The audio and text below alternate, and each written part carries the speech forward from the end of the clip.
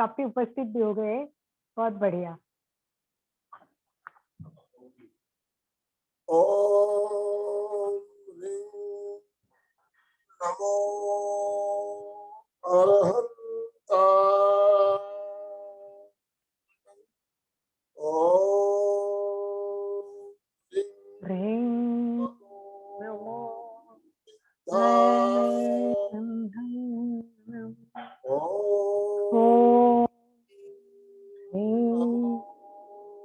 नमो हरियाणा।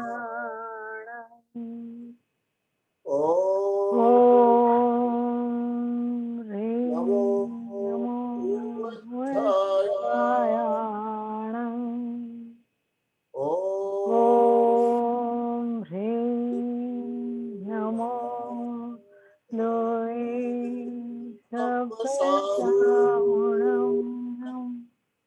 ऐसो पंच नमोकारो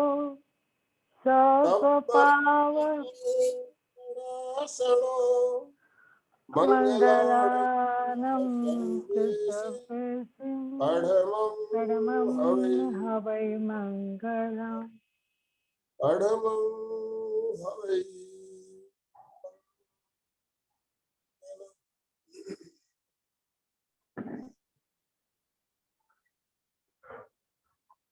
परम पावन परम आराध्य प्रातः स्मरणीय आचार्य श्री महाश्रमण जी के चरणों में सत सत नमन करते हुए हम आज प्रातः की विशेष क्लास प्रारंभ करने जा रहे हैं।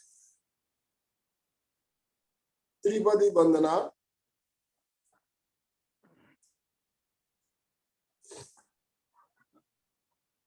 वंदे वंदे अरहं वंदे गुरुवरं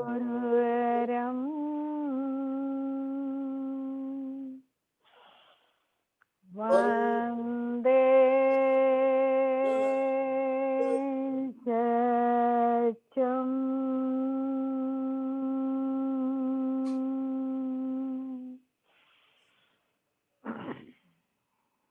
सभी साधक साधिकाओं को जय जिनेन्द्र। आज आओ हम जीना सीखें इस श्रृंखला के अंतर्गत हमारा कार्यक्रम होने वाला है, जिसमें हमारा विषय रहेगा तनाव मुक्ति या तनाव से कारण हम किस तरह से हमें समस्याओं से गिर जाते हैं और उस समस्याओं का समाधान हमें कैसे मिल सकता है। इस विषय पर हमारे साथ आज हमारा मार्गदर्शन करने के लिए सूरत से अलका जी साखला जुड़ चुकी है। मैं ज्यादा समय ना लेते हुए अलका जी से निवेदन करता हूँ, अलका जी कृपया आप आज के सेशन की शुरुआत करें। अलका जी साखला। जय जिनेन्द्र, सबको जय जिनेन्द्र। गुड मॉर्निंग, नमस्ते। अंतस्थ विराजित प्रातः स्मरणीय विश्व वंदनीय आचार्य श्री जी के चरणों में मेरी भाव भरे वंदना। जो सभी भाई और बहनों उपस्थित है, अपेक्षा करती हूँ कि लास्ट टाइम की क्लास में आप होंगे ही। कैसे आता है क्रोध, गुस्सा, तो क्या आप कोई बता सकते हैं कि क्या प्रयोग किए, कौन सा पॉइंट पिछले क्लास का आपको याद है? तो आइए थोड़ा 2 मिनट के लिए आपसे कुछ सुनते हैं, क्या सुना उसमें से आपको कितना याद है, फिर आगे चलते हैं। तो थोड़ा सा इनको अनम्यूट कर दीजिए 1-2 मिनट के लिए। कोई भी बोले कि हाँ इस पर 8 दिन कोई चिंतन किया, कुछ विचार किया, क्या अपने आप को कुछ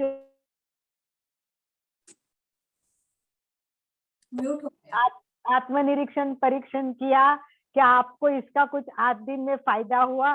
थोड़ा सा 2-3 मिनट के लिए जान के हम आगे चलते। बताइए भाई साहब, बहनों, कोई भी बात करे पर फटाफट करे कि वह समय अपने को ध्यान रखना है, क्योंकि 1 घंटा कब हो जाता है। और मेरे विषय ऐसे कि 1 घंटे में कवर होने वाले है ही नहीं, फिर भी हम कोशिश करते। तो आप प्लीज जल्दी बोलेंगे तो ठीक है, नहीं तो मैं क्लास प्रारंभ करूंगी। चलिए कोई भी बोलिए सुचिता जी। जय जिनेन्द्र अलका जी। जय जिनेन्द्र। हाँ, आपने जो बोला था कि संयम रखना है, जब भी हम बहुत अच्छा करते हैं, यानी किसी के प्रति हमारा क्रोध नहीं रहता है, हमारा विचार भी वैसे नहीं रहता है कुछ भी बोलने का, लेकिन सामने वाला उसका गलत अर्थ निकालता है। ऐसे में एग्जैक्टली। कैसे क्रोध पे काबू करना, ये जो आपने बहुत बताए बढ़िया। थे, उसमें मैंने बहुत कंट्रोल किया। मैं तो नमोकार मंत्र ही बोलना ओम, बस ऐसे ही किया बहुत है मैंने। बढ़िया है, 8 दिन बड़े में बहुत थोड़ा सा अच्छा लगा है। ओम। बढ़िया। मनोज भैया बोलिए। आप हमारे परमानेंट व्यवस्थित हो, तो हमें तो आपसे अपेक्षा है ही। जय जिनेन्द्र। जय जिनेन्द्र। हाँ, नमोकार मंत्र का नमोकार मंत्र बोलता हूँ। नौकार मंत्र बोलते हैं, बहुत बढ़िया। आगे कोई बोलना चाहिए या मैं शुरू कर दूं कार्यक्रम? लता जी है, उर्मिला जी है, भुतरा। वेरी गुड, बहुत अच्छा है। जो भी है बोलना चाहते हैं तो बात कर सकते हैं, या तो मैं आगे बढ़ती हूँ। और पूना से रतन भाई जी भी जुड़े हैं, बहुत बढ़िया बात है। हाँ, कोई बोलना चाहेगा? चलो कोई बात नहीं है, मुझे लगता है हम कार्यक्रम की शुरुआत करते हैं। चलिए, हम कार्यक्रम की शुरुआत आज एक कहानी से करते हैं। कहानी अच्छी लगती है ना, सबको अच्छी लगती है, तो चलो कहानी से शुरुआत करते हैं। सबने रामायण तो पढ़ी है, रामायण का नॉलेज अच्छा है आप सबका। चलो रामायण की एक कथा से शुरुआत करती हूँ।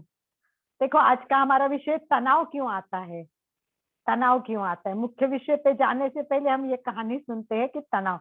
देखो, ये तनाव आता है, इसका एक कारण है मोह। मोह बहुत होता है, और अपना जिससे अपना अटैचमेंट है, जितनी हमें ऐसा लगता है ये मेरा मेरा मेरा।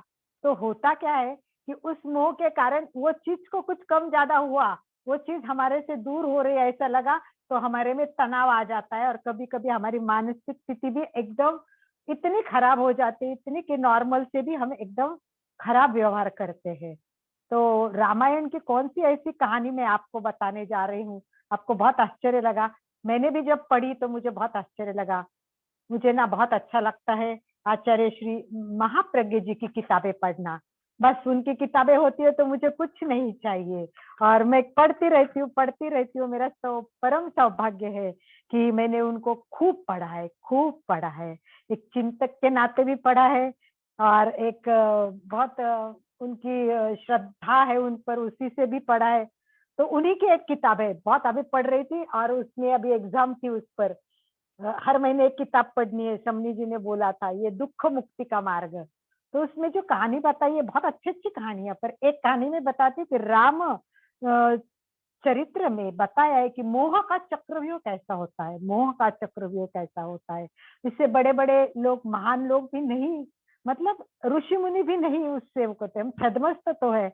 क्या हुआ कि जब लक्ष्मण का देहवासन हो गया, लक्ष्मण की डेथ हो गई, देवासन हो गया। अब मर्यादा पुरुष राम, बोलो मर्यादा पुरुष राम, उनकी स्थिति क्या बनी कि जिनके साथ भाई ने इतना साथ दिया था, अपने अनुज के मोह में वो इतने हो गए, इतने विवल हो गए कि उन्होंने महीनों महीनों तक लक्ष्मण का शव अपने कंधे पे रखा, लक्ष्मण का शव अपने कंधों पे रखा, और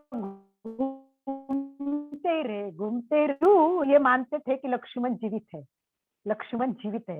राम जैसा पुरुष लक्ष्मण का डेथ बॉडी कंधे पे लेके महीने महीने घूम रहा है, कह रहा कि अभी लक्ष्मण जीवंत है। ये भ्रांति है, ये भ्रांति है ना, यही हमें तनाव पैदा करती है। ये भ्रांति है ना, यही हमें गुस्सा देती है। तो वो सहलाते रहते, कभी खिलाते रहते, कभी वैद्य को भी बुलाते कि आओ इसको कुछ करो, अभी उठा नहीं है वो। अब वैद्य तो जानते थे कि ये तो ठीक होने वाला नहीं, ये तो मृत है, क्या करे। अब सबकी मतलब सब लोग कुछ नहीं कर पा रहे थे कि करे क्या, करे क्या।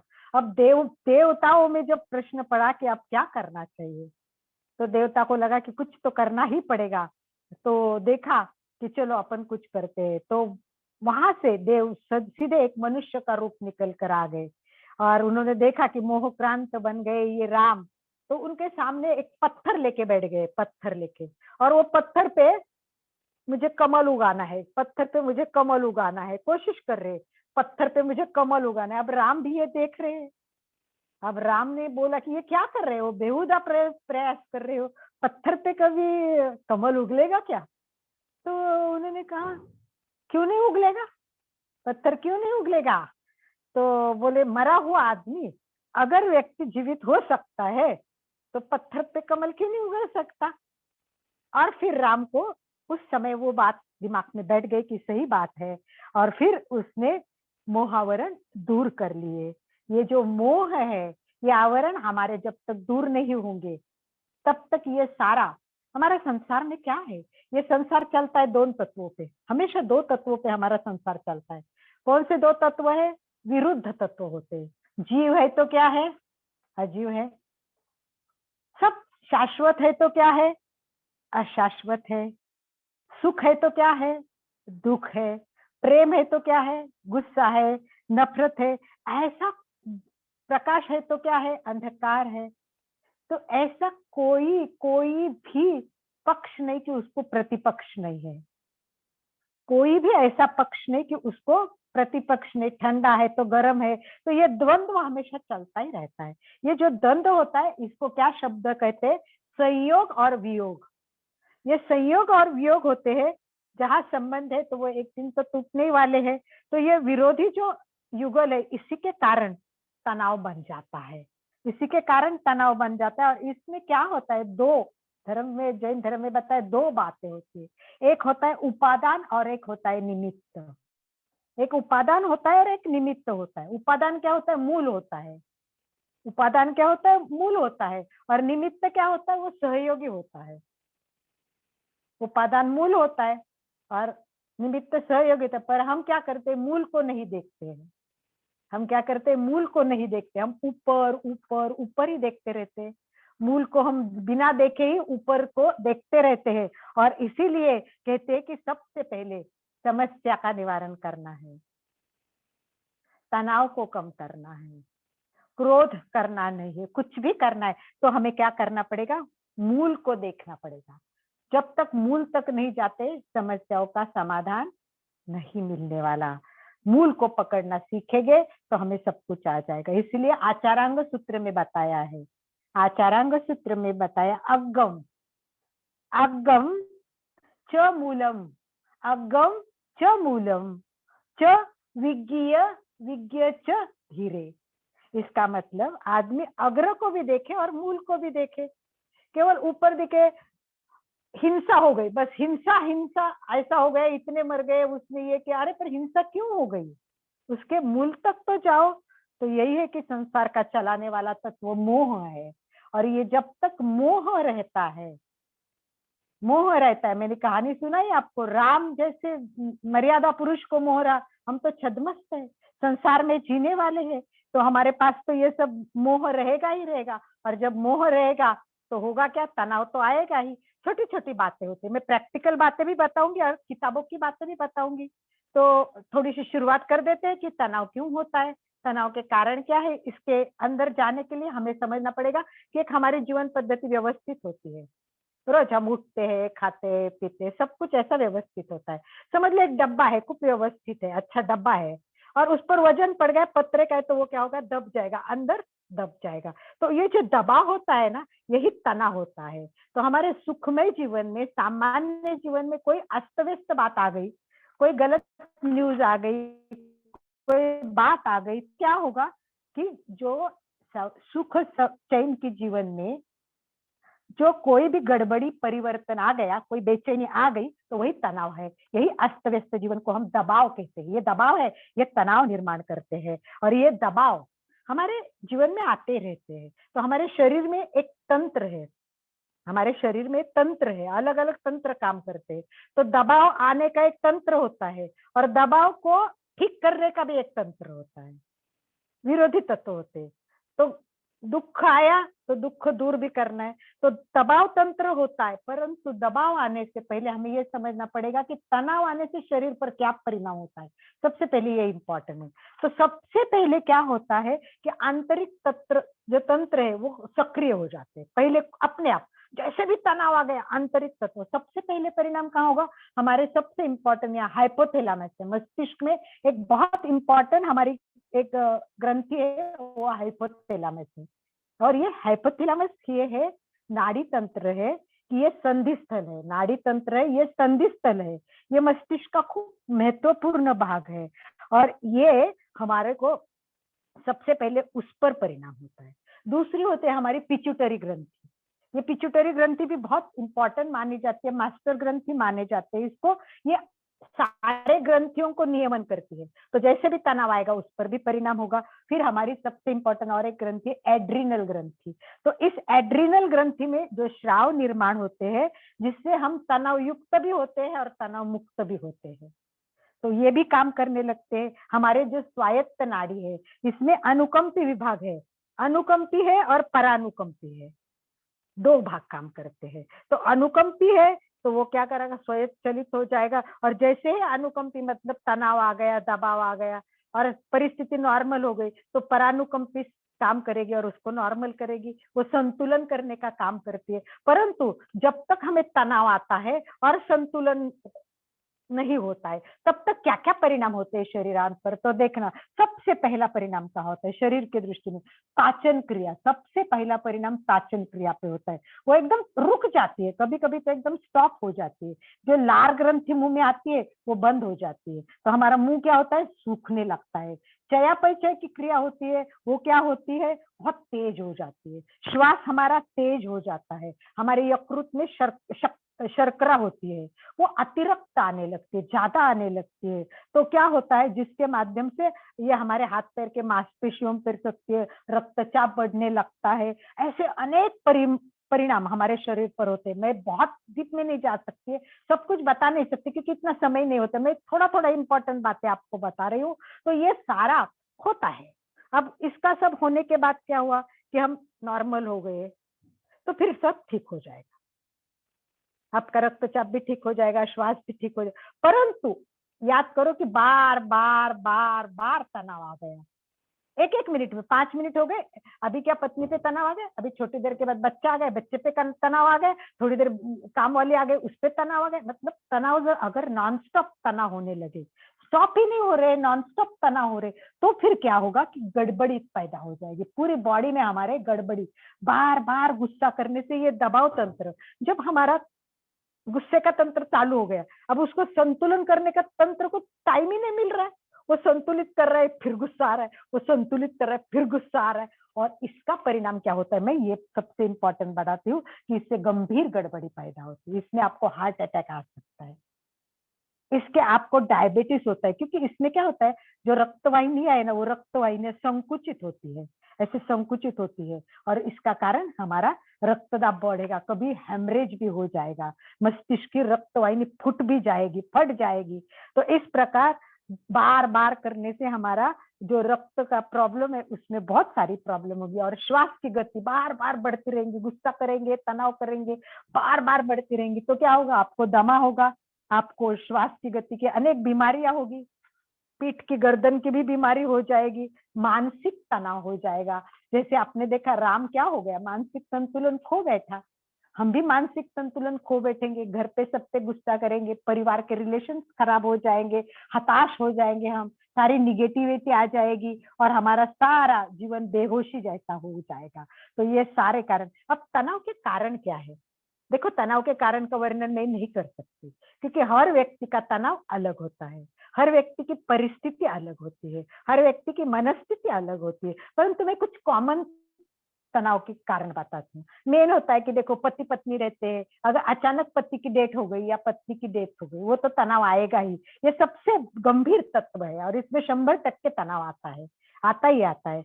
तो कभी क्या होता है, झगड़ा हो गया पति पत्नी से तो तनाव आएगा, फिर कभी तलाक हो गया तो तनाव आ जाएगा, कभी हमें बीमारी हो गई, गिर गए, एक्सीडेंट हो गया, तनाव आ गया, क्या किया मैंने, मेरे जीवन में ऐसा क्यों होता है, मेरे को ही क्यों एक्सीडेंट हुआ, मेरा ही पैर क्यों टूटा। मतलब अपन उसको क्या इजीली नहीं लेते हैं, टेक इट इजी, जो है उसको एक्सेप्ट करो ना। नहीं, हम ऐसे नहीं करते। अगर शादी हो गई तो भी तनाव आएगा, वहां कैसे लोग हो गए, वहां जाएंगे अपने मन के विरुद्ध के लोग हो गए, तनाव बढ़ता जाएगा।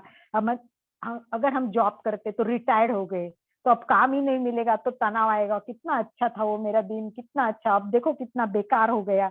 किसी की सेक्स की प्रॉब्लम होती है, कभी कभी घर में काम करते, काम नौकरी करते तो बॉस के साथ जमता नहीं है, कभी हमारे साथ काम करने वाले नौकर होते उनके साथ हम जमता नहीं, तो ये सब खाना पीना सोना ऐसे लाखों समस्याएं होती है।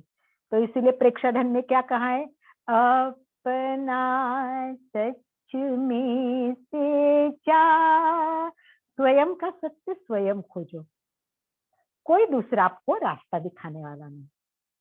तो चाहे क्रोध हो, चाहे तनाव हो, सबको उपाय तो हमारे एक ही है, पर आगे बढ़ेंगे।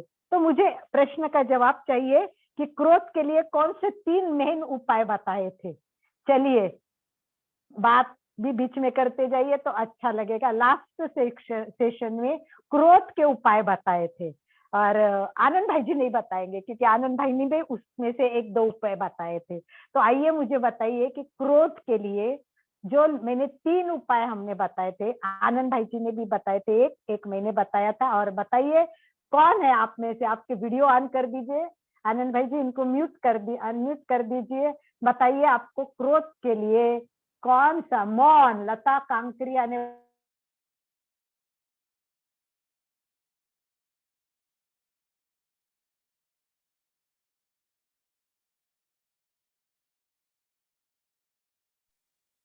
उर्मिला जी आप म्यूट हो गई है, सॉरी। ठीक है, कोई बात नहीं। तो लता कांकरिया जी ने बताया मौन रखना है, बहुत बढ़िया बात बताई लता जी। उन्होंने चैट में बताइए, शायद उनका सुबह मौन रहता है, तो उन्होंने कारण मौन बताया या उनका मौन बताया मुझे पता नहीं, परंतु इसका एक उपाय मौन भी है। तो आइए, और कोई बताने वाला हो तो जल्दी जल्दी बताइए, हमें समय का बहुत ध्यान रखना है। तो कोई बताएगा तो मुझे बहुत अच्छा लगेगा। 3 उपाय में से एक सुचित्रा जी एक बता रही है, अनम्यूट कीजिए सुचित्रा जी। आनंद भाई जी उनको अनम्यूट करने दीजिए सुचिता जी को। कोई भी अपने आप को अनम्यूट कर सकता है, सबके अनम्यूट ऑप्शन चालू है। सुचिता जी आप अनम्यूट नहीं हो रही है, अनम्यूट नहीं हो रही है सुचिता जी, पता नहीं क्या हो रहा है। चलो कोई बात नहीं है, 1 मिनट। हाँ एक बार ट्राई कीजिए आनंद भाई जी। पानी पीना है, कांता जी ने बताया है पानी पीना है, बहुत बढ़िया, सही बात है। गुस्सा है तो पानी पी लेना है, बहुत बढ़िया। हाँ सुचिता जी बताइए। संयम रखना है अपने काम। संयम रखना है, वो आपने शुरू कर दिया। और बताइए, और इम्पोर्टेंट बात है, जो इम्पोर्टेंट बात है वो अभी तक नहीं आई है। ठीक है, ये मौन रखना, पानी पीना, संयम रखना, ये साइड बाय साइड है। मेन इंपॉर्टेंट बात बताइए। यही बात है जो हम सिखाते, डायरी रखो, मुझे डायरी चाहिए। और जब तक आप डायरी नहीं लिखेंगे मुझे नहीं लगता कि मैं सारे क्लास कंटिन्यू करूंगी, ताकि आपको देखना पड़े कि क्या बताया पीछे, ताकि रिपीट ना हो। फिर आपको आना भी चाहिए, वो जीवन में उतारने के लिए दिमाग में तो बैठना चाहिए। अब आपको याद ही नहीं आ रहा तो आप कैसे यूज करेंगे उसको? हाँ बताइए मनोज भाई, क्या बताया? मेरे बताने के बाद आनंद भाई ने लास्ट में एक बहुत अच्छा पॉइंट बताया था, बहुत इंपॉर्टेंट था, जो मैं बताने वाली थी पर रह गया था, और बताने वाली थी तो आनंद भाई जी ने बहुत एंड में बता दिया। इसका प्राणायाम। मतलब प्राणायाम तो है ही, और समभाव रहना, वही संयम है उनका, समता भाव। ठीक है, कांता जी बता रही है, आपके वीडियो ऑन कर सकते हो आप, जो भी बैठे हैं कोई बता सकते हैं। और मेन इंपॉर्टेंट जो बातें आप नहीं आ रही है, इसका मतलब क्रोध का प्रयोग सही तरीके से नहीं हो रहा है। तो मैं केवल लेक्चर देना पसंद नहीं करूंगी आनंद भाई जी, मुझे रिजल्ट ओरिएंटेड चाहिए। कोई उपयोग करते हैं या नहीं, प्रयोग में आते हैं नहीं, ये भी जानना तो बहुत जरूरी होता है।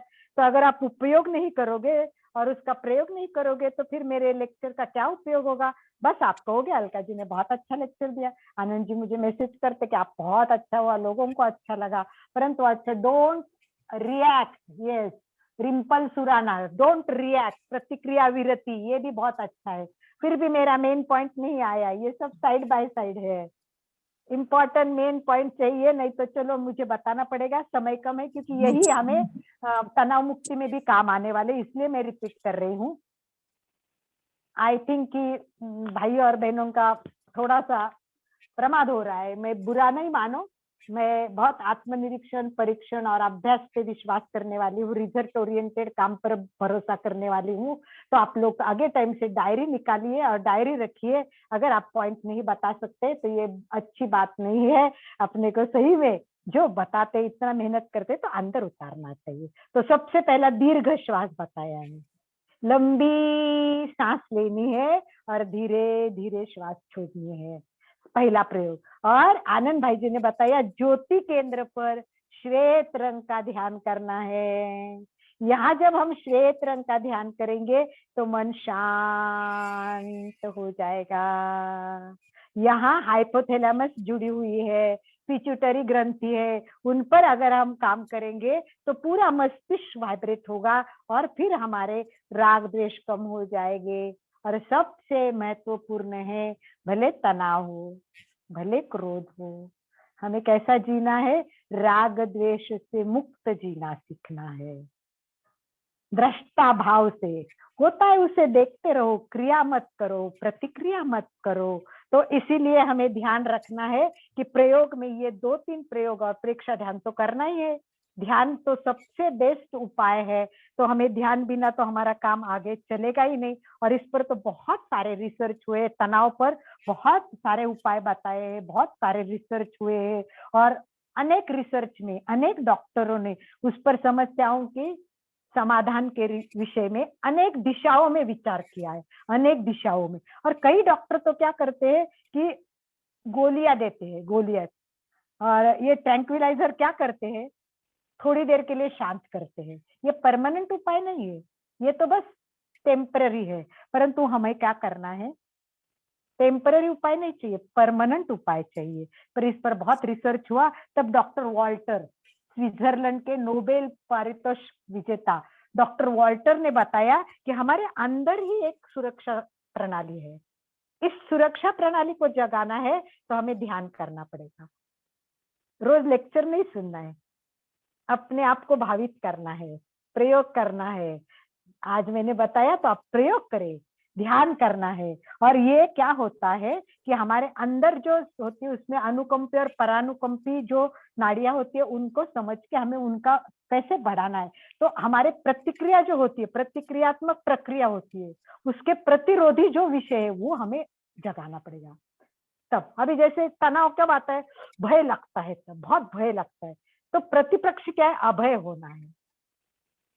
तो अभय बनना इसका उपाय है। तो डॉक्टर बेशंस ने कहा है कि तनाव मुक्ति के प्रयोग में एटो सूचना, एटो सजेशन, इसको सम्मोहन प्रक्रिया भी कहते हैं। सम्मोहन क्या होता है? दूसरा करता है आपको ठीक करने के लिए। सम्मोहन हिप्नोटिज्म करते हैं कि भाई आपको शांत करते हैं, फिर आपको कुछ बातें बता के आपके दिमाग में उतारते। और ऑटो सजेशन में अपने आप को कायोस्तर करना है, रिलैक्स होना है और फिर अपने को खुद को सूचना देनी है। और वो सारी किस्में आती है। तो सबसे बड़ा प्रयोग जो है वो प्रयोग है तनाव मुक्ति के लिए, वो है अणुप्रेक्षा। देखो, प्रेक्षा ध्यान बहुत उपयोगी है, उसमें कोई डाउट नहीं, वो सबको करना ही है। परंतु अगर हमें समस्याओं का समाधान चाहिए, अनेक समस्याएं हमारे सामने हैं। तो आप जानते हैं, शारीरिक समस्या है तो आज बहुत फिजिकल डॉक्टर उपलब्ध है, मानसिक है तो आज साइकेट्रिक के भी बहुत क्लिनिक खोले हैं। तो साइकोलॉजिकली प्रॉब्लम के लिए डॉक्टर है, फिजिकल प्रॉब्लम के लिए डॉक्टर है। आप बताइए, मानसिक जैसे इमोशनल बहुत प्रॉब्लम्स होते हैं, सबसे ज्यादा इमोशनल प्रॉब्लम है, क्या उसके लिए कोई डॉक्टर है? सबसे बड़ी बात यह है कि प्रॉब्लम सबसे अधिक इमोशनल है, पर उसके कोई डॉक्टर नहीं। परंतु हम भाग्यवान है कि मिले हैं गुरु ऐसे महान, मिले हैं गुरु ऐसे महान जिन्होंने दिया है ऐसा ज्ञान जो देता है हर समस्याओं का समाधान। तो हमें कहा गया है कि अणुप्रेक्षा करें, मूल तक जाना है। तो हमें क्या करना पड़ेगा? अपने आप को अणुप्रेक्षा का अर्थ क्या है? प्रेक्षा, प्रेक्षा मतलब प्र अधिक इक्ष, प्र धातु से प्र को इक्ष जोड़ने से देखना। क्या देखना है? अपने आप को देखना है। और कैसे देखना है? गहराई से देखना है। तो प्रेक्षा ध्यान का मतलब है अपने आप को गहराई से देखना है, ये प्रेक्षा ध्यान। और अणुप्रेक्षा क्या है? अणु मतलब बार बार, बाद में देखना है। बाद में कब? बाद में जब हम प्रेक्षा करेंगे, स्वयं का सत्य स्वयं खोजेंगे। अब मुझे ध्यान में पता चला कि मुझे गुस्सा बहुत आता है, मुझे पता चला कि मेरे में सहिष्णुता है ही नहीं है। और इस तरह अगर हम ढूंढेंगे कि मेरे में क्या प्रॉब्लम है, प्रेक्षा ध्यान में अपनी समस्या ढूंढनी है और समाधान के लिए फिर आपको क्या करना है? अणुप्रेक्षा करना है। सबसे बड़ी बात है अणुप्रेक्षा। ये मूर्छा तोड़ने के लिए है। राम की मूर्छा कैसे तोड़ी? एक पत्थर दिखा के उस पर कमल उगा के। तो हमें भी ये भ्रांति तोड़ने के लिए हम जो है मेरा है, ये मेरा है, ये साड़ी मेरी है, मुझे बहुत अच्छी लगती है, अब बस ये साड़ी से मोह हो गया, अब ये साड़ी अच्छी रखनी है, उसको कुछ नहीं होना चाहिए। अगर समझ लो काम वाली के हाथ से वो साड़ी को कुछ गड़बड़ हो गई, दाग पड़ गया, तो बस गुस्सा, तनाव, इतना। अरे एक के साथ संयोग है तो वियोग भी तो है। समझ ले, जितना अपना रखा हुआ है। पहले हमें भी बहुत गुस्सा आता था।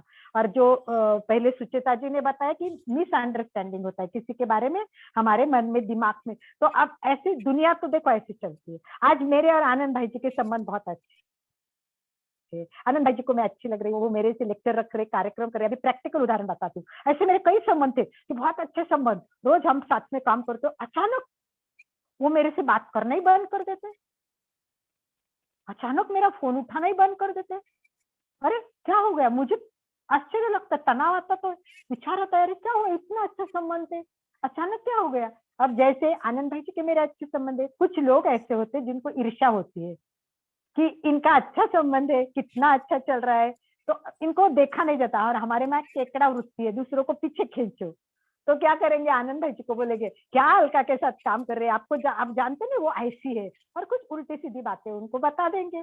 एक दिन तो आपका नाम खत्म कर देगी, वो आगे बढ़ेगी, आपको तो नाम भी नहीं रहेगा, उल्टा सीधा अपने लिए करती है वो तो सब नाम के लिए कुछ भी बोलेंगे, मतलब जो बोलेंगे उसका मुझे पता नहीं, उस व्यक्ति के दिमाग में जो होगा। और आनंद भाई सुलझे हुए नहीं होंगे, गहराई में नहीं जाते होंगे, तो वो उनकी बात सही मानेंगे, दूसरे दिन से अलका से बोलना बंद, उनको प्रोग्राम में बुलाना बंद। तो ये सारे तनाव पैदा करने वाली, ये तो मैंने बड़ा उदाहरण दिया। परिवार में रहते तो क्या हुआ, मुझे घर पे आना है, टाइम पे बोला है, परंतु मैं आ गई तो आते आते रास्ते में एक्सीडेंट हो गया, रोड बंद हो गया, अब मेरी क्या गलती थी?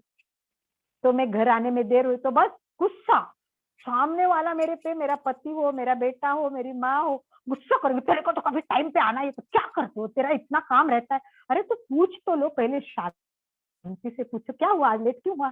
अगर मैं बताऊं कि एक्सीडेंट हुआ, ऐसा हुआ, तो आप समझ लो कि इसकी कोई गलती नहीं थी, पर हम तो मूल को पहुंच जानते ही नहीं। गुस्सा आया किस बात का, लेट आई, ऊपर की बात को, क्यों आई लेट, मूल तक गए ही नहीं हम। तो प्रॉब्लम यही है कि हम मूल तक नहीं जाते हैं। तो हमें मूल तक जाना बहुत जरूरी है, और उसके लिए अनुप्रेक्षा का प्रयोग करना। ये भ्रांतियां जब तक नहीं खंडित होगी तब तक हमारा कभी भी हमारा समस्याओं का समाधान नहीं मिलना। और हम अपना मानना, छोटा बच्चा अगर रास्ते पे, सड़क पे खेलता है, तो एक बार आचार्य महाप्रज्ञ ने लिखा, बच्चा सड़क पे खेल रहा था, उसको बोला अरे क्या करते हो, सड़क पे खेलते, गाड़ी आएगी तेरे ऊपर जाएगी। कुछ नहीं, गाड़ी बीड़ी नहीं जाएगी मेरे ऊपर। वो छोटा बच्चा, क्यों तेरे ऊपर, क्यों गाड़ी नहीं जाएगी? अरे कितने विमान मेरे ऊपर से जाते, कुछ होता है क्या मेरे को, इतने बड़े विमान कुछ नहीं करते, तो ये छोटी सी गाड़ी क्या करेगी। अब ये बच्चे की सोच है, ये बच्चे की सोच तो हम बच्चे मान के हंस लेंगे, समझ लेंगे, पर बड़े भी ऐसे सोचते, उल्टी सीधी बातें सोचते, तो तनाव तो आता है। तो तनाव आने के बहुत सारे कारण होते, परंतु ये समझना बहुत जरूरी है कि ये तनाव हमारे कितने सारे परिणाम करता है। आज आपके हार्ट अटैक आना हो, आपके सारे प्रॉब्लम हो, तो सबसे बचाने के लिए सबसे मेन काम जो है इसका अणुप्रेक्षा है। और दूसरा सबने जो उपाय दिया है वो है कायोस्वर। कायोस्वर का प्रयोग इसके लिए रामबाण उपाय है। ये समझ लो कि तनाव मुक्ति के लिए कायोस्वर एक संजीवनी है। ये कायोस्वर को ही क्या बोलते हैं, इसको क्या बोलते हैं, कभी कभी इसको दूसरे लोग, दूसरे योग शास्त्र में योग निद्रा के रूप में लेते हैं, परंतु योग निद्रा और कायोस्वर में थोड़ा डिफरेंस है। कायोस्वर में हम क्या करते हैं, ये साधना करते करते करते ये व्यक्ति शांत हो जाती है, ये व्यक्ति तनाव से मुक्त हो जाती है, क्योंकि कायोस्वर में सबसे पहले शारीरिक तनाव निकाल देते हैं। सबसे पहला हमें शरीर का तनाव होता है, तो पहले बॉडी को रिलैक्स रिलैक्स रिलैक्स रिलैक्स करते जाएंगे, फिर मानसिक भी संतुलन करते हैं, श्वास पर ध्यान देते हैं। तो इस प्रकार के सारे कायोस्वर के प्रयोग बताने, तो एक दिन हम कायोस्वर का बिल्कुल अच्छी तरह से प्रयोग भी करके देखेंगे, तब हमें पता चलेगा कि कायोस्वर। और सबसे बड़ी बात है, उपाय है कि नींद आना बहुत आवश्यक है। सबसे बड़ी उपाय है वो नींद। नींद में क्या होता है माता है, आप लोगों को नींद क्या काम करती है? कितने लोग जानते हैं कि नींद में हमारा क्या क्या काम होता है बॉडी में? क्या आप बता सकते हैं कोई कि नींद में बॉडी क्या क्या काम करती है? आनंद भाई जी बताइए आप भी, और सारे लोगों को भी बोलिए कि नींद में क्या होता है। चलिए थोड़ा सा हम रोज नींद लेते हैं, सबको नींद अच्छी लगती है, नींद की आवश्यकता है, तो थोड़ी सी संवाद करिए। मुझे तो बात करना अच्छा लगता है, जब आप लोगों से कुछ जानो तो मुझे पता चलेगा आपको कितना बताना है, आपका ज्ञान कितना है, मैं कितना बताऊं। तो आप थोड़ा सा संवाद भी कीजिए। तो बताइए नींद की क्या आवश्यकता है, कितनी नींद क्या काम करती है, क्या नींद से क्या हो जाएगा आपको, बताइए, बोलिए। बार बार सुचिता जी आ रही है। यस, रिम्पल सुराना ने लिखा है कि बॉडी रिपेयर का काम करती है। एग्जैक्टली, बॉडी का रिपेयरिंग अंदर चलता है। जब हम नींद में होते हैं ना, तो बाकी क्रियाएं कम हो जाती है ना, तो अपने आप बॉडी हमारी ठीक होने का काम करती है। रिम्पल जी आप सामने आके भी बात करेंगे तो अच्छा लगेगा। वीडियो ऑन कर दीजिए और बता दीजिए, नींद भी एक कायोसर्ग है। यस, कांता जी ने लिखा है। कांता कौन है? कांता बरमेचा भी है, कांता 2-3 है। कौन सी कांता ज्वाइन हुई है मुझे पता नहीं है। रिम्पल जी ने अभी फोन अपना ऑडियो ऑन किया है। कांता जी कौन है, अपना नाम भी बताए, ऑनलाइन बात भी करे, थोड़ा संवाद भी करे, 2-3 मिनट एक दूसरे से भी अच्छा लगेगा। तो कांता जी कौन है बताएंगे? अच्छे जवाब दे रहे कांता जी। सिंगालिया फ्रॉम सूरत, ग्रेट कांता जी, बहुत बढ़िया। कांता जी है अपने सूरत से ही। हमारे सूरत वाले सभी स्मार्ट होते हैं। देखना प्रेक्षा जी कुछ बताना है तो बताइए कि नींद क्या काम करती है, नींद में क्या क्या होता है। सभी अपना वीडियो चालू कर ले तो बहुत अच्छा यस, रहेगा। अच्छा रहेगा। हम फोटो भी लेते हैं आपके, तो अच्छा लगता है आपके साथ फोटो होना भी बहुत बड़ी बात है। हाँ? तो कांता जी के साथ तो फोटो ले लिया, तो हम बराबर दिखे ऑडियो में, वीडियो में। बाद में ये सब यूट्यूब पे प्रेक्षा जी जाता है। जैन, कांता जी, प्रेक रिम्पल हाँ प्रेक सुराना, लता कांकरिया जी, बहुत बढ़िया। अभी सभी के वीडियो चालू हो चुके हैं। हाँ, चलिए, कोई बोलने वाला है तो मेरे को तो क्या कि आपको इतना देने का भाव रहता है कि इसमें समय जाता है, तो मुझे 1-1 मिनट बहुत इंपॉर्टेंट लगता है। तो अगर कोई नहीं बताए तो फिर तो मुझे तो बताना ही है। फिर भी मुझे लगता है कि कोई बात करे। मंजू जी छाजेड़ है, प्रिया दातखिले रोज जुड़ रही है, रतन जी सेठिया है, श्यामा गुंदेचा है, मेरी बहुत बहुत सालों की पुरानी फ्रेंड है पूना से। वो जुड़ती है तो मुझे बहुत पुरानी यादें भी आती है और बहुत अच्छा भी लगता है। इस बहाने हम एक दूसरे से यहाँ इस रूप से मिलते हैं। तो बोलिए, आप कोई बात करते हैं तो अच्छा लगेगा, नहीं तो चलो मैं आगे चलती हूँ। क्या करे? आनंद भाई जी आप बताइए कुछ, चलिए आप बताइए बताइए, नींद आप के बताइए बारे में। बताइए। बताइए, मैं बता दूं?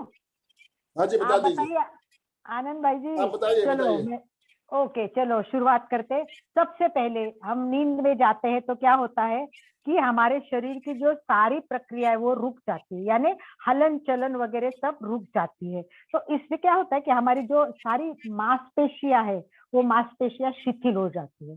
जो कायस्थ में होते हैं वैसे हमारी शिथिल हो जाती है। और विश्राम की मुद्रा में होते तो जो हमारा विद्युत प्रवाह होता है ना शरीर में, वो धीरे धीरे मंद हो जाता है।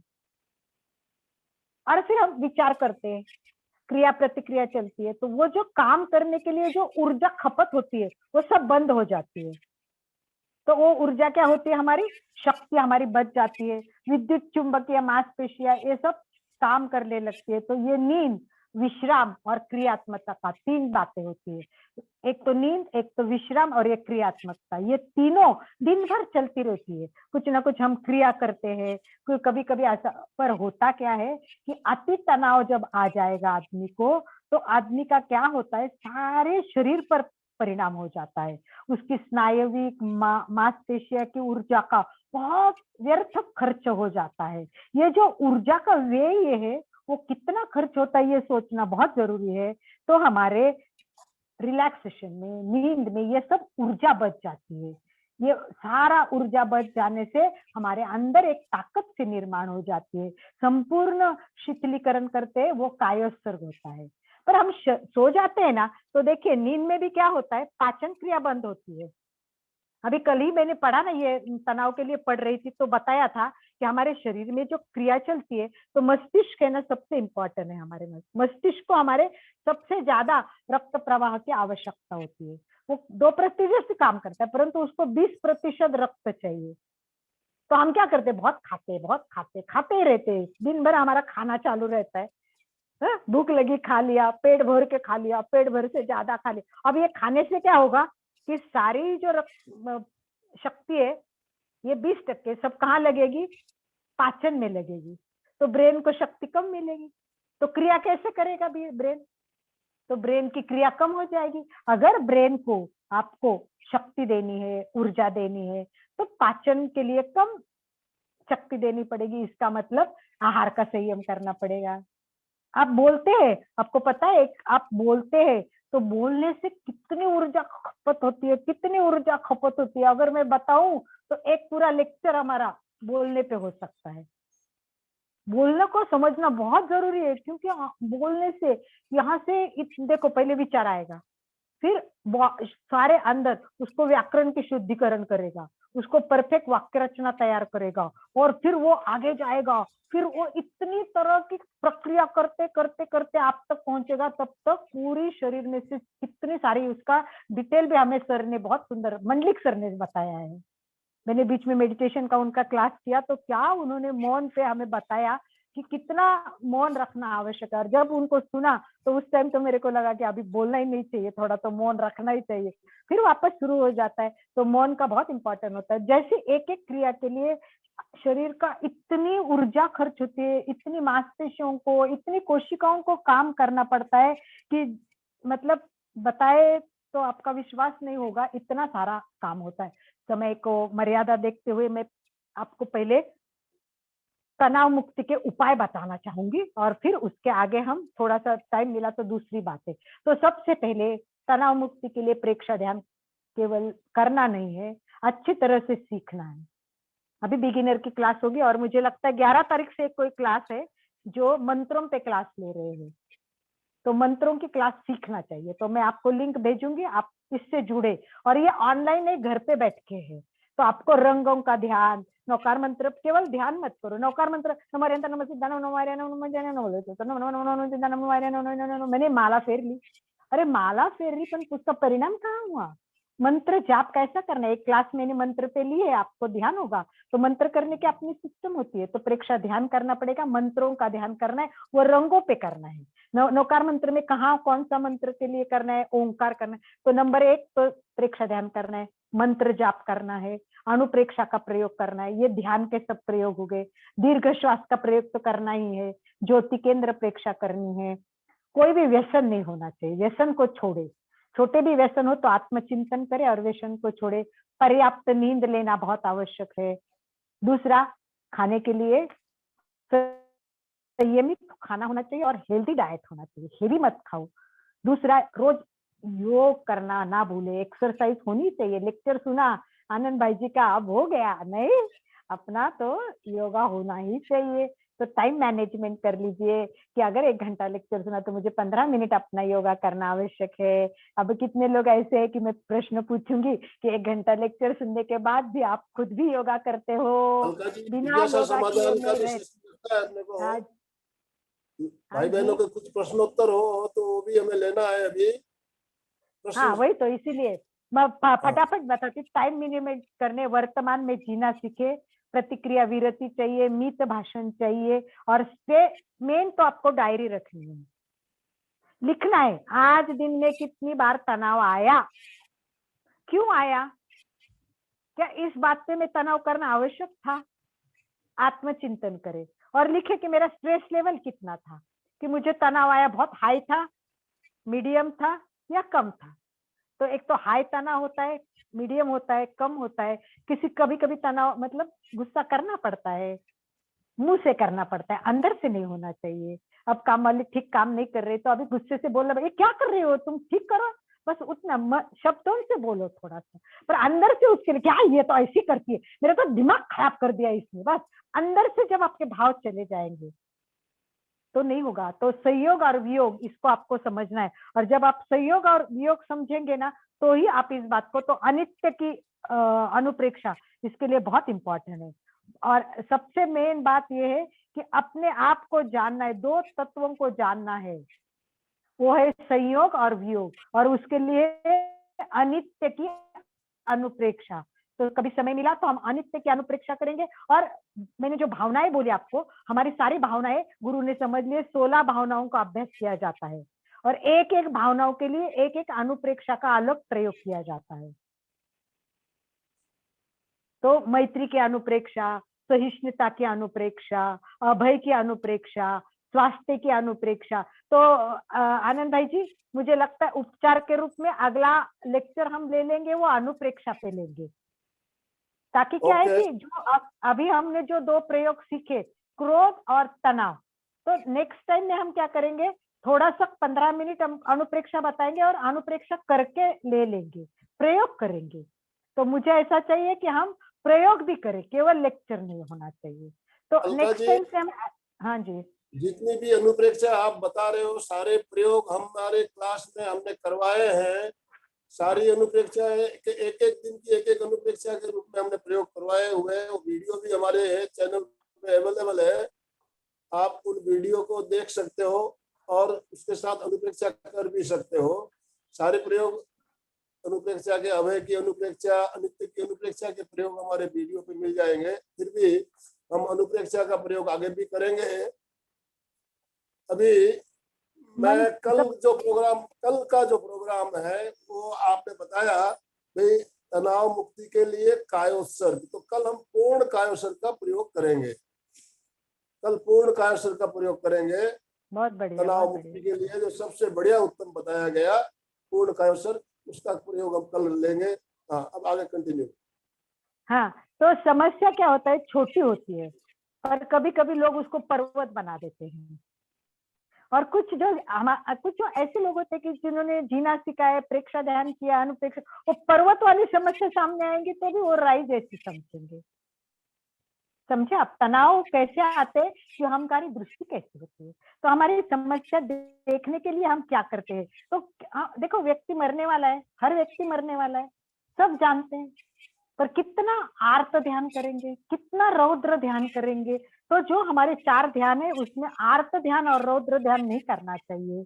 उसके लिए छोटी छोटी बात, एक आधी वस्तु हमारी गुम हो गई, पहले मुझे भी बहुत दुख होता था, इतना खराब लगता था, पूरा दिन खराब जाता था, पर अब है ना मुझे लगता ही नहीं। मैंने बोला बस उसके साथ इतना, अब जैसे मैंने पहला प्रयोग बताया कि आनंद भाई जी को किसी ने बोला और आनंद भाई ने मेरे संबंध तोड़े, तो पहले मुझे बहुत दुख होता था, मैं दुखी होती थी, पर आज मैं क्या समझती हूँ, आनंद भाई जी के और मेरे इतने ही योग थे, कर्म के हमारे इतने ही बंधन थे, संबंध हो गए खत्म, भगवान ने इतना ही जोड़ा था, पिछले जन्म में हमारी कोई गलती हो गई तो मैं इनसे वापस जुड़ते रहने का कोशिश करूंगी। अब मेरे को दुख नहीं होता है, उसका पॉजिटिव थिंकिंग मन में आता है कि कोई योग हो गए। अभी देखो राम की बात बताई, मैं एक बताती हूँ। हमारे सूरत में एक लेडी है, उसका नाम है अंजना झाबक।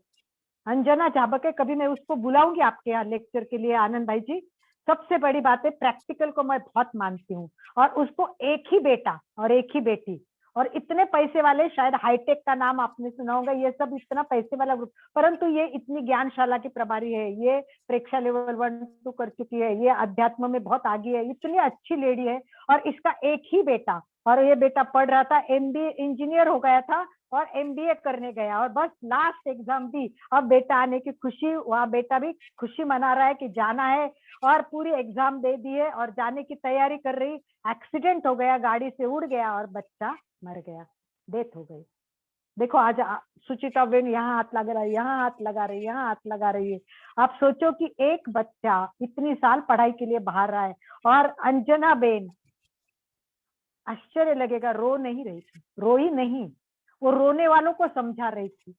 इतना ही संयोग था उसके साथ मेरा। उसकी डेथ बॉडी के सामने भी बैठ के उनको, उनके घर पे हम गए, अलका जी लोगस करा दीजिए। ये जो प्रैक्टिकल में आना होता है कि except the thing as they are. हम धर्म में आए तो जैसा है वैसा स्वीकार करो ना। तो यही बात होती है कि हम जैसा है वैसा स्वीकार नहीं करते, दुखी हो जाते हैं। तो ये जो आर्त ध्यान है, रौद्र ध्यान है, तो हमें वो नहीं करना है, और 2 ध्यान हमको दूसरे करने हैं। कौन से 4 ध्यान है इसकी भी चर्चा करनी है। तो अभी तो समय हो गया है, कोई प्रश्न है तो पूछ लीजिए, नहीं तो हम एंड की ओर चलेंगे। तो पहले प्रश्न के लिए मैं समय पूछती हूँ। और तनाव कितने प्रकार के होते हैं आपको पता है? शारीरिक हो गया, मानसिक हो गया, भावनात्मक हो गया, संयोग वियोग का हो गया, इस प्रकार तनाव अलग अलग व्यक्ति वाइज बहुत होते हैं, उसका बाइफरकेशन मैं अभी नहीं कर सकती हूँ, परंतु प्रश्न के उत्तर देना मुझे अच्छा लगेगा। और कायोत्सर्ग में आप आनंद भाई जी एक बात बताइए, चाहे तो मैं कल बताऊं, आप जो कायोत्सर्ग करते हैं ना वो 25% है, केवल 25%। तो आप बोलेगे फिर बाकी क्या है? 50% सहिष्णुता है, सॉरी 25% सहिष्णुता है, और 50% जो है हमारे में अभय, अभय होना चाहिए। जब सहिष्णुता सत्य है तो क्या होगा? व्यक्ति चिंता मुक्त होगा और अभय घटित होगा। तो धर्म का रहस्य जानते हैं और जानना चाहते हैं तो समता का रहस्य है अभय। अभय की यात्रा बहुत बड़ी है, तो हमारे में सबसे बड़ी जो 3 बातें होती है, वो 3 बातों में 3 तत्व है शिथिलीकरण के। पहला तत्व शिथिलीकरण, दूसरा सहिष्णुता और तीसरा अभय। तो ये सब जानना कि हम जो कर रहे हैं वो केवल 25% कर रहे हैं। 25% सहिष्णुता होगी और 50% अभय जब तक नहीं आएगा हमारा कायोत्सर्ग सही अर्थ से सही नहीं होगा। तो आइए भाई और बहनों, प्रश्न है तो पूछिए, बहुत अच्छा लगेगा। प्रश्न के लिए मुझे बहुत खुशी होती है, और ज्यादा से ज्यादा प्रश्न पूछेंगे तभी हमारे क्लास में बहुत अच्छा लगेगा। 1 मिनट के लिए। बहुत बहुत धन्यवाद अलका जी, आपने बहुत सुंदर तरीके से बताया हमें जो तनाव आते हैं क्यों आते हैं, और उसके एक तनाव मुक्ति के उपाय बताए आपने। बहुत ही बढ़िया लगा, आपने बहुत अच्छे तरीके से सरल शब्दों में बताया। कायोत्सर्ग तनाव मुक्ति का सबसे बढ़िया उत्तम साधन है जिसका प्रयोग हम कल करेंगे। तो आपने बताई नींद, नींद और कायोत्सर्ग। देखिए, जब हम नींद में जाते हैं तो हमारे शरीर के प्रति भान छूट जाता है। गहरी नींद में होते हैं, हमें शरीर का भान नहीं रहता है। तो जागृत अवस्था में शरीर का भान छोड़ देना कायोत्सर्ग है। नींद में जैसे हमारे शरीर के प्रति हमारा भान छूट जाता है, जागृत अवस्था में शरीर का भान छूट जाना कायोत्सर्ग है। अब जब हम गहरे कायोत्सर्ग में होते हैं, हम सचेत रहते हैं, जागृत रहते हैं, लेकिन फिर भी हमें शरीर का भान नहीं होता है। तो आप एक ही लाइन में अगर कायोत्सर्ग का डेफिनेशन करना चाहते हैं तो जागृत अवस्था में शरीर का भान छूट जाना कायोत्सर्ग कहलाता है। तो कल हम कायोत्सर्ग का प्रयोग भी करेंगे। अब आपकी कोई जिज्ञासा हो तो कृपया अपने आप को अनम्यूट करें और प्रश्न पूछें। सब वीडियो ऑन करे, सबसे पहले बात तो वीडियो ऑन करे, देखने तो दो कौन कौन आए हैं। अच्छा लगता है आपका, हम मेरे को देख रहे तो मुझे भी लता जी स्माइल कर दिया तो सबका बहुत अच्छा स्माइलिंग लगा। फेस, बहुत अच्छा मुस्कुराता हुआ स्माइलिंग फेस चेहरा लग रहा है। देखने से, अगर आप घर पे आते हो बाहर से और अपने परिवार वालों का चेहरा मुस्कुराता हुआ दिखाई दे तो आपका तनाव वैसे ही कम हो जाता है। तो जुगल किशोर आपको भी चांडक, मुस्कुराते हुए चेहरे दिखेंगे तो सबके तनाव कम हो जाएंगे। Smiling iPhone face. Number 1 Sangeeta ji है कोई, पर वो दिख नहीं पूछिए, रहे। सवाल पूना पूछिए। के रतन सेठिया दिख नहीं रहे हैं, मुनोज जी नहीं दिख रहे हैं। सबने अपने, कुछ लोग क्या होता है आजकल, अलका को समाधान मिले, सेटिस्फेक्शन मिले, इसलिए एक वीडियो ऑन कर देते, ऑफ कर देते। हाँ, अभी अपने आप को आप अनम्यूट कर सकते हैं, अनम्यूट कीजिए और सवाल पूछिए।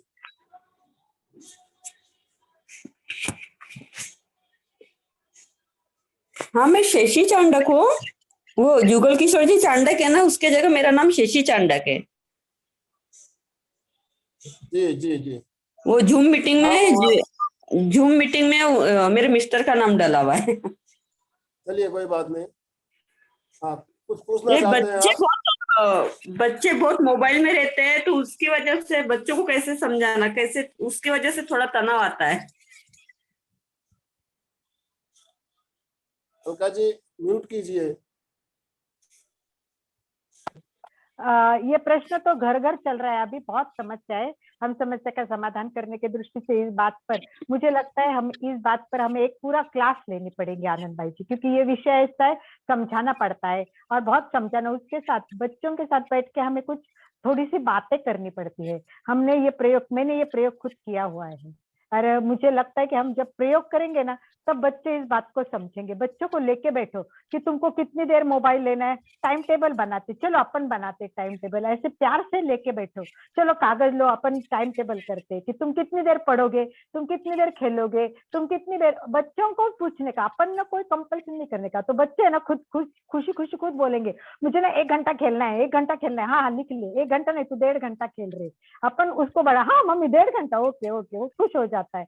तो सारा करता है परंतु वो कुछ भी पालन नहीं करता, ये करेगा भी नहीं। ये आपको गुस्सा नहीं करना है फिर कि उसने पालन नहीं किया है। बच्चे जैसे बड़े हैं 21 और 23 साल के, हाँ 21 और 23 साल के हो तो भी हम संवाद, जब देखो आपसी कम्युनिकेशन से और एक दूसरे से। अब मेरी बेटी भी बहुत अच्छी थी और बड़ी थी, थोड़ा टीवी देखने का शौक था, तो हमने नक्की कर लिया कि भाई बेटा तेरे को कितने सीरियल देखने। मम्मी उस टाइम तो ये मोबाइल का नहीं था, टीवी देखने का ज्यादा था, तो मम्मी 2 सीरियल देखने, तो ठीक है टाइम बता देना बेटा। तो हम बाकी समय टीवी लॉक कर देते थे, क्योंकि हम चीज लाके देते हैं ना, तो हमें उस पर कंट्रोल करना भी सीखना चाहिए। मैं कहती हूँ बच्चों को प्रेम देना चाहिए, उसके साथ अनुशासन देना बहुत जरूरी है। और ये प्रयोग मैंने सब किए हुए हैं, मैं ऐसे आपको नहीं बताऊंगी, प्रयोग करोगे आप, परंतु उसके लिए बहुत सारी चीजों की जरूरत होती है। कभी कठिन होना भी पड़ता है। जो गुस्सा बोलते हैं ना, वो ऐसे प्यार का गुस्सा। जैसे बेटी कुछ खाना, सब पदार्थ नहीं खाती है, कंपल्सरी करो कि थाली में सब चीजें खाएगी नहीं तब तक उठेगी नहीं। ये मैंने किया है। अब शुरू शुरू में वो रोएगी, धोएगी, 2 घंटा बैठेगी, 5 घंटा बैठेगी, आपको डांटेगी। कोई मम्मी ऐसी नहीं होती, आप बहुत बुरी मम्मी है, आप ऐसी है, सब कुछ हो जाएगा, कोई बात नहीं, अपने को हंसने को। फिर बाद में वो खुद इतनी चेंज हो जाएगी। आज मेरी बेटी पहले ऐसे करती थी, आज बोलती है, हॉस्टल गई तो नाच के आई, मम्मी मेरे सब लड़कियों को ये पसंद है, वो पसंद, मैं सब खाती हूँ। तो ये धीरे धीरे चेंज आता है, पर उसके लिए बहुत मेहनत करनी पड़ती है, बहुत सारे उसके लिए साइकोलॉजिकली प्रयोग बोलते हैं। मैंने चाइल्ड साइकोलॉजी भी किया और इसको साइकोलॉजिकली प्रयोग करने के लिए बच्चों को, और मैं अगले टाइम बताऊंगी, कहानी बतानी पड़ती है। मेरी बेटी को मैंने कहानी बता के चेंज किया है। कुछ कहानियों से भी बच्चे बदलते हैं। तो इसके साथ बहुत सारे प्रयोग है। तो वो अलग अलग व्यक्ति देख के, उस व्यक्ति का चॉइस क्या है, हॉबीज क्या है, उसका इंटरेस्ट किसमें, ये सब चेक करना पड़ता है। और उसके साथ तो ये समस्या समाधान के लिए एक बार हम बच्चों की समस्याओं के ऊपर भी एक क्लास लेंगे, तो फिर डिटेल में बात कर लेंगे। बहुत बढ़िया आपने पूछा, बहुत अच्छा है। ये सबकी आज की समस्या है, तो इसका समस्या समाधान के लिए अप्रैल के बाद में हम एक बार बात कर लेंगे, ठीक है। और कोई जिज्ञासा हो तो बस समापन की ओर चलते, हो सके उतना अपन राइट टाइम आज पूरा करना है अपने को, समय का ध्यान रखते हुए। हम नहीं हो तो अपने कुछ अनुभव भी आप शेयर कर सकते हैं। आपको हमारे कार्यक्रम कैसे लगते हैं उसके बारे में भी आप बता सकते हैं। कैसा लगा आज का प्रोग्राम बताइए, कोई फायदा हुआ, कुछ मिला है आज आपको? बहुत अच्छा लगा। कौन बोला, ये नाम बता के बोलिए। शांता जी बोले क्या? नहीं, शशि चांडक। शशि जी बोले, शशि चांडक, ओके ठीक है, बहुत बढ़िया, धन्यवाद, थैंक यू। अच्छा लगा तो अच्छा है, प्रयोग कीजिए, डायरी करके बताइए अगले टाइम कि आप क्या कर रहे हो। तो अगले मंगलवार हम प्रयोग करेंगे और अनुप्रेक्षा के बारे में जानेंगे, ठीक है। अनुप्रेक्षा का प्रयोग रहेगा। अनुप्रेक्षा के बारे में हम अगले मंगलवार को प्रोग्राम लेंगे। और कल का मैंने बता दिया है, कल हमारा स्वास्थ्य की अनुप्रेक्षा करेंगे, स्वास्थ्य की अनुप्रेक्षा। तो कल का हमारा रहेगा संपूर्ण कायोत्सर्ग। तो कल हम लेट कर संपूर्ण कायोत्सर्ग करते हैं। हमारे कुछ जो रेगुलर हमारे साथ जुड़ने वाले भाई बहन है, खड़े खड़े भी कर रहे हैं, खड़े खड़े कायोत्सर्ग भी कर रहे हैं, कुछ बैठ के भी कर रहे हैं। तो आपको जैसे भी सुविधा हो, आप अगर लेट कर कायोत्सर्ग करना चाहते हो तो अपनी दरी या मेट साथ में लेकर आए। कल हम संपूर्ण कायोत्सर्ग 30 मिनट का प्रयोग हम कल लेने वाले हैं। तो अभी थैंक यू रिम्पल जी सुराना, उन्होंने कहा कि उसने अभी के अभी डायरी स्टार्ट कर दी है, अभी। वाह, एक्शन को रिएक्शन, बहुत बढ़िया। और प्रिया दातकिरे लिख रही, खूप छान माहिती, बहुत अच्छी इन्फॉर्मेशन दी है। रिम्पल जी अपने आप को अनम्यूट कीजिए, 2 शब्द बोलिए आप अनम्यूट करके।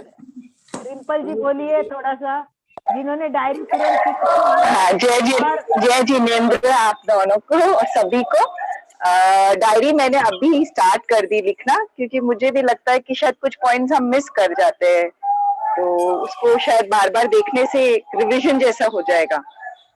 और बहुत बढ़िया। मुझे प्रेक्षा ध्यान में काफी अच्छा लग रहा है, मतलब मुझे ऐसा लगता है कि मेरे स्वभाव में काफी चेंज आ रहा है। बहुत लेकिन बढ़िया, बहुत बढ़िया, बहुत बढ़िया। स्ट्रेस हो जाती हूँ, एक बार स्ट्रेस होती हूँ, और वही कारण वही है, बच्चों के कारण हम लोग जल्दी शायद स्ट्रेस हो जाते हैं। तो धीरे धीरे प्रयोग कर रही हूँ। वेरी गुड, बहुत अच्छा, बहुत बढ़िया। Very good, thank you very much. बहुत बढ़िया, बहुत बढ़िया। प्रिया अभी- दाखे, आप पहली बार जुड़ी है तो आप भी सामने आके बात कर सकती हो प्रिया। और जिस दिन से आपको इसकी इंफॉर्मेशन मैंने दी उसी दिन से डेली आप जुड़ रही है। अहमदनगर से है और हम जो गवर्नमेंट का जो मैंने बोला ना प्रोफेशनल एक कोर्स था YCD, उसमें हम साथ में जुड़े थे, मिले तो नहीं थे परंतु तब से उसने बात को पूछा, जाना और बहुत अच्छा लगा। तो प्रिया बात करेगी तो बहुत अच्छा लगेगा। प्रिया हाँ लता जी, अहमदनगर आप से भी है। कुछ कहना चाहेंगे? लता जी कांकरिया, लता जी तो मौन में रहते हैं शायद, मुझे मेरे मौन हिसाब में ही से। रहती है हमेशा। हाँ चलिए, प्रिया कोई जी बात नहीं। बोलिए। हाँ आपको अनम्यूट अनम्यूट कीजिए कीजिए, प्रिया जी, आपकी आवाज नहीं आ अनम्यूट रही। कीजिए अनम्यूट प्रिया जी, अपने कीजिए, आप को अनम्यूट कीजिए। अनम्यूट कीजिए प्रिया जी। हाँ बोलिए। प्रिया जी हाँ बोलिए, अब आवाज नहीं आ रही प्रिया जी आप। चलिए,